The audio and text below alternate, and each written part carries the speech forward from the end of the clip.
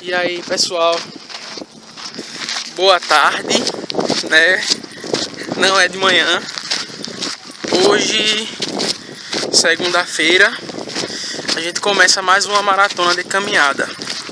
De manhã não tivemos coragem de levantar hoje. A gente ficou com muito sono. A Leandra tá aqui, ó. Fala oi, pessoal. O pessoal te pediu pra colocar no vídeo, no outro vídeo o pessoal falou.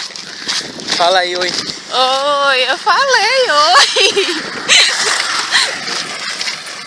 E agora são 5 horas da tarde, 5 e um pouquinho. E a gente vai começar novamente nossa maratona. Final de semana, sábado à noite teve filme na igreja. A gente não resistiu, comeu um cachorro quente cada um, porque tava irresistível.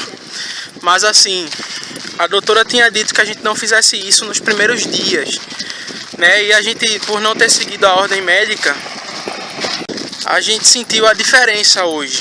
A gente tava há 2 dias, domingo e hoje, se sentindo um pouco inchado.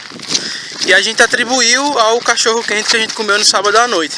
Então assim, se a médica passar pra você não comer nos primeiros dias, não coma, não é uma boa ideia. Então, tá aí mais um vídeo, começamos mais uma maratona. Breve a gente vai tentar postar alguma novidade aí pra vocês. Dá uma olhadinha no céu daqui hoje.